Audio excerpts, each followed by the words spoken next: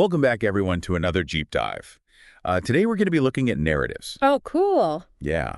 So how these compelling stories we tell ourselves and each other really shape our actions and even have the power to influence history, like globally, big stuff. Yeah, for sure.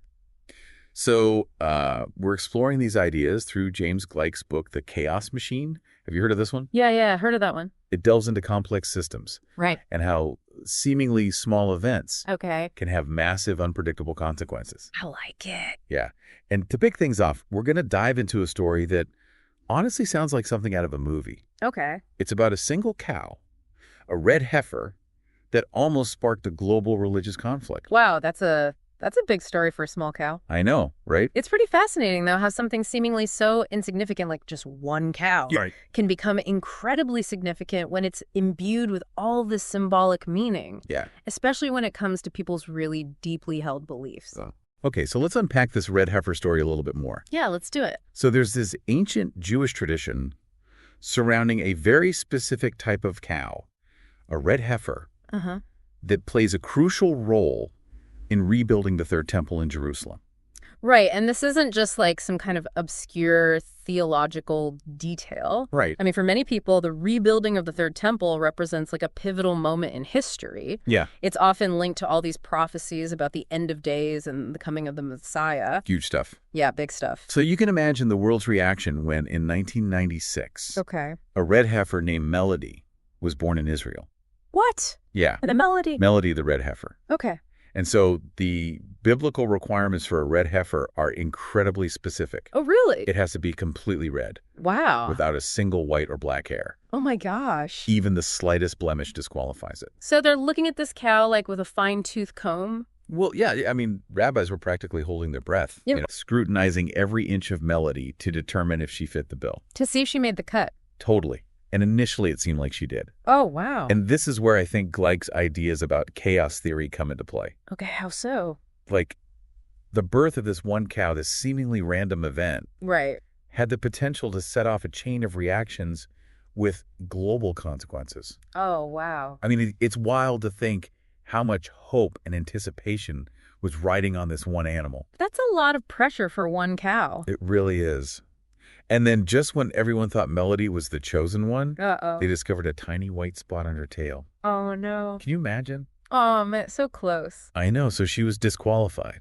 Just like that. Yeah, and in a way, it potentially averted a major religious conflict. Oh, right, because the Temple Mount, where the Third Temple would be rebuilt, is also a site that's sacred to Islam. Exactly. Rebuilding the Third Temple there could have led to just unimaginable global fallout. Yeah, it's a stark reminder that belief and faith can be incredibly powerful forces. For sure. Capable of shaping events in ways that our traditional models of, like, rationality just might not fully account for. Yeah, we don't always think about that, but it's really true. So what's even more intriguing is that Melody's story doesn't end there.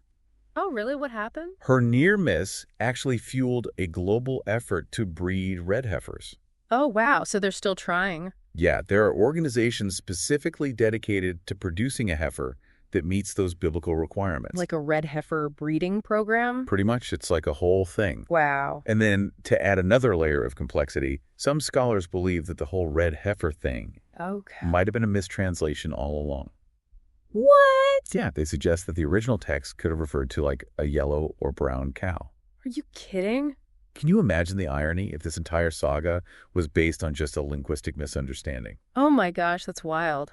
It really underscores how much contingency and arbitrariness is just baked into our beliefs and actions. Totally. Like, we create narratives even when the foundations might be shaky. Yeah. And those narratives can have this ripple effect, shaping events in totally unpredictable ways. It's like Gleick is saying, even with this red heifer story, that seemingly insignificant events can have a ripple effect, especially when they're entangled with those really deeply held beliefs. Right. It makes you wonder what other seemingly small events have just completely reshaped the course of history.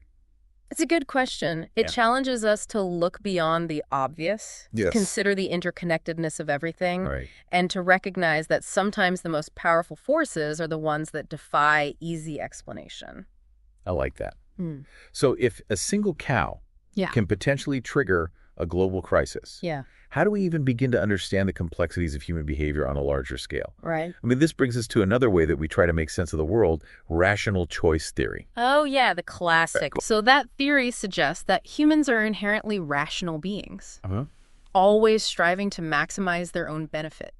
So we weigh the pros and cons, we make decisions based on logic, and we always act in our own self-interest. That sounds straightforward enough, but doesn't it feel a little too neat and tidy? Yeah, I know what you mean. Don't you find that in reality, human behavior is often much messier than that? Oh, absolutely. Yeah. Well, rational choice theory provides a useful framework for understanding some aspects of human behavior. Right. It often falls short of explaining the nuances of our decision-making. Right. I mean, we're not always the perfectly logical creatures that we imagine ourselves to be. Emotions and intuition and, yeah, all those compelling narratives that we've been talking about often play a really significant role. Right. Think about it. Have you ever made a choice that you knew wasn't the most logical? Oh, yeah, all the time. But it just felt right in the moment. Of course, Gleick even shares this amusing anecdote about two decision theorists. One is struggling with a job offer from Harvard, just agonizing over the pros and cons. And the other one, a staunch believer in rational choice theory, suggests, just listing out all the pros and cons, assigning probabilities, and then choosing the option with the highest score. It was like that. Right. But it highlights how even experts who study rational decision-making don't always adhere to those principles in their own lives. It's like we all want to believe we're making rational choices, but in reality, our decisions are influenced by a whole symphony of factors that go way beyond pure logic. And that's where things get really interesting. When we factor in things like belief storytelling, all of those seemingly irrational elements, we get a much richer, more accurate picture of why we do the things we do. Exactly. So how do we reconcile this tension between our desire for rationality and the undeniable influence of these less tangible forces? Yeah, that's the big question. And how do those forces shape not only our individual choices, but the trajectory of events on a global scale? Right. Like, how does this all play out in the real world? We'll explore these questions and more in the next part of our deep dive. Sounds good. I'm ready. Okay, let's do it. Welcome back. So far, our deep dive into Gleick's The Chaos Machine has revealed the unexpected power of these seemingly insignificant events. Right. Like that red heifer story and the limitations of purely rational models when it comes to explaining human behavior. Yeah, we're not always as rational as we think we are. Definitely not. So how do we account for those less tangible forces? Yeah. Like belief and storytelling that often shape our choices. Right. And even have the power to influence global events. It's a crucial question. We often get so focused on the measurables, the quantifiable. Right. But some of the most powerful forces driving us are those that defy easy categorization. I see what you mean. Take, for instance, the prevalence of religious belief. I mean, over 80% of the world's population identifies with a religious group. That's a huge chunk of humanity. Exactly. Driven by beliefs that often extend beyond what we might typically consider rational. Right. And it's not just religion. Right, not at all. We see this in so many aspects of life, from superstitions to the stories we construct about our own lives or their own identities. Absolutely. Those narratives, those frameworks that we use for understanding the world shape our perceptions, influence our decisions, guide our actions. It's like we're constantly seeking explanations, weaving narratives to make sense of everything around us. It reminds me of that saying. What's that? We're not rational beings, we're rationalizing beings. Oh, yeah, I like that one. Like we come up with explanations for our behavior after the fact. Right. We construct these intricate stories to make sense of our choices, even if those choices were driven by emotion or impulse. That's a great point. And this inherent tendency to just create narratives, even when we don't have all the information, is what we call narrative bias. Okay, interesting. Our brains are just wired to find patterns to connect the dots. Right. Even when those connections might not actually exist. So we're basically hardwired to be storytellers. In a way, yes. Gleick provides this really striking example of this with a 6-word Bengali story. Oh, I love those really short stories. What is it? Okay, so it's a tiger, a hunter, a tiger. Wow. It's incredible how just 6 words can spark our imagination. Yeah. Like it prompts us to construct this whole narrative, a scene, a sequence of events. It's a testament to just how deeply ingrained that narrative bias is within us. Right. We can't help but create stories. Even from the most minimal information. Exactly. And what's fascinating is that these stories aren't just passive forms of entertainment. Okay. They have the power to influence our actions and even shape real-world events. Okay, so they have real consequences. Sometimes, yeah. This brings to mind the story of the Moken people and the 2004 tsunami. Oh, yeah, I've heard of them. So the Moken are this nomadic seafaring group. Okay. And they've lived in the Andaman Sea for centuries. Wow. They have this incredibly deep connection to the ocean and a traditional story that's been passed down for generations. What's the story about? It's about Laboon, this wave that eats people. Oh, wow. And this Laboon story wasn't just a myth. Okay. It was like a survival guide, but encoded in this narrative form. Interesting. So when the tsunami hit, the Moken recognized all the warning signs. Like what kinds of signs? The receding ocean, the eerie silence, things like that. Wow. And they fled to higher ground. And so while coastal villages were devastated, Yeah, it was really bad. many Moken communities, guided by their ancestral story, Right. were largely spared. It's amazing. Their story, in a very real sense, saved their lives. It's a powerful testament to the very tangible impact of narratives. Right. They're not just abstract concepts. They can have real-world consequences. Right, sometimes even determining who lives and who dies. That's heavy stuff. This brings us to a fascinating concept Gleich touches upon. What's that? Narrative economics. Oh, yeah, narrative economics. I've heard of that. So this was pioneered by Nobel laureate Robert Shiller. Okay. And it explores how stories and narratives can influence economic cycles, Interesting. shaping our collective behavior and even becoming self-fulfilling prophecies. Oh, wow. So, like, if everyone's talking about a recession, Exactly. people might cut back on spending. Yeah. Businesses might hold off on investments. Right. And that collective fear and caution Yeah. could actually contribute to causing the very recession they were worried about. Precisely. It's a compelling example of how a shared narrative can become a causal force, Right. shaping economic behavior, influencing events. And this narrative influence isn't confined to economics. No, it pops up everywhere. Gleich highlights the impact of Harriet Beecher Stowe's Uncle Tom's Cabin. Oh, yeah, that's a classic. It's a novel that so vividly depicted the horrors of slavery. I mean, published in 1852, it's considered a significant factor in fueling the abolitionist movement. And all the events leading up to the American Civil War. It really underscores the potential of a story, even a work of fiction, to act as this catalyst for social change and historical events. Wow. It challenges us to consider how narratives can shape reality. So this makes me think about the work of Kurt Vonnegut. Oh, yeah. What about him? He proposed that most stories can be mapped onto a graph. Like visually. Yeah, with good fortune and time on the axis.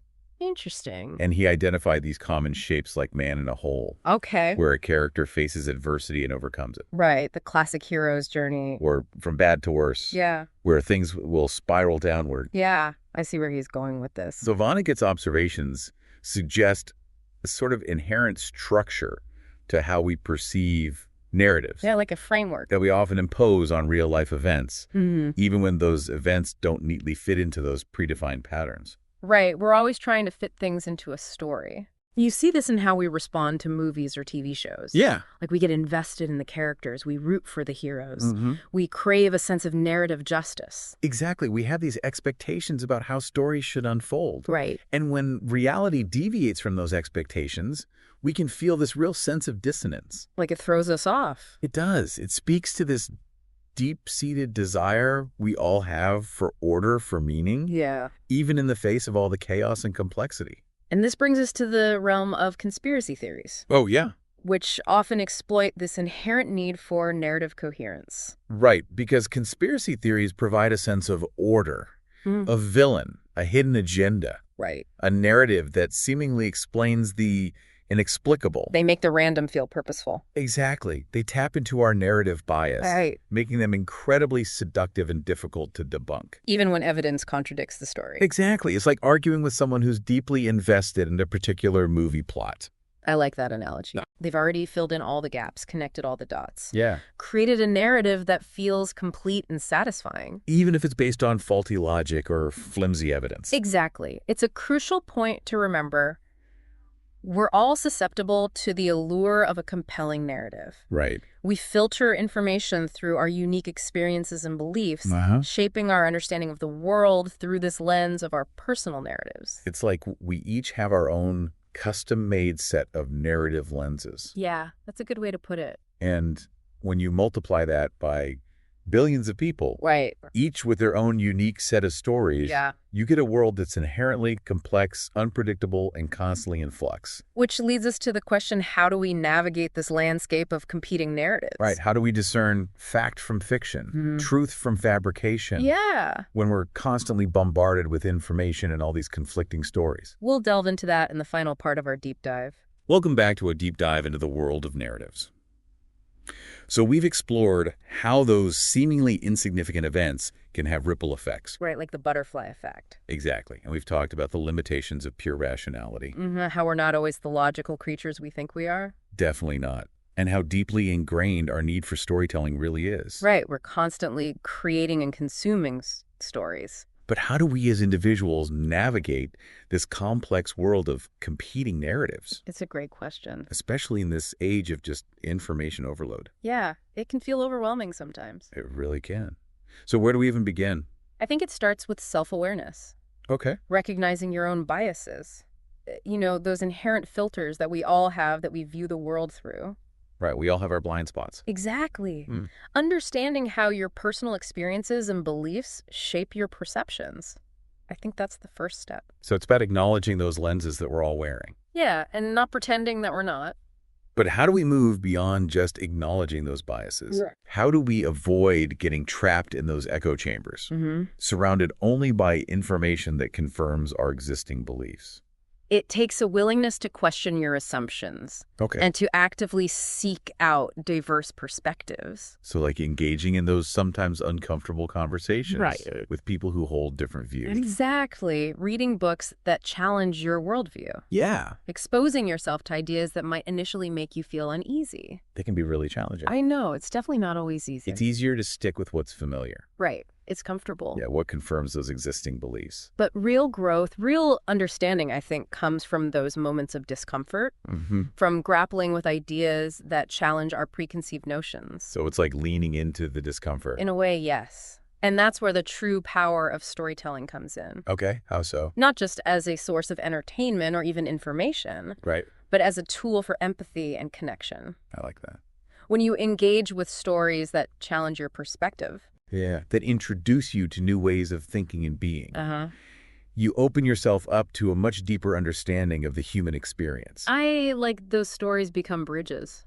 Yeah, I like that analogy. Connecting you to people and ideas that might have seemed foreign. Or even threatening before. And through those connections, through that expanded understanding, you can start to build a more nuanced, more compassionate view of the world. It's so important, especially in a world that can often feel increasingly polarized. Oh, absolutely. Where it's easy to just retreat into your own tribe.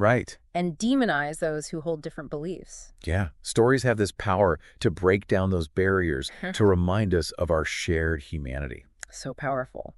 So how can we as listeners apply these insights to our own lives? That's the million-dollar question. Right. What are some concrete steps that we can take? Well, I think it starts with reflection. Reflecting on the narratives that have shaped your own life. So looking inward. Yeah. What are the stories that you've internalized, the beliefs you hold dear, the tales that you tell yourself about who you are and your place in the world? It's like taking inventory of your own internal library. Exactly. And once you've identified those narratives, ask yourself, where did these stories come from? Oh, that's a good one. How have they influenced your choices? Do they still serve you? Are there any narratives that are holding you back or preventing you from seeing the world more clearly? Oh, that's a great question. It's like holding up a mirror to your own mind. Yeah. Examining those hidden patterns and beliefs that influence your behavior. And once you see them, once you become aware of those narratives, you can start to make more conscious choices. Exactly. You can rewrite the stories that no longer serve you, embrace narratives that empower you. Yeah. And perhaps even craft new stories that align with the person you want to become. That's a really empowering thought.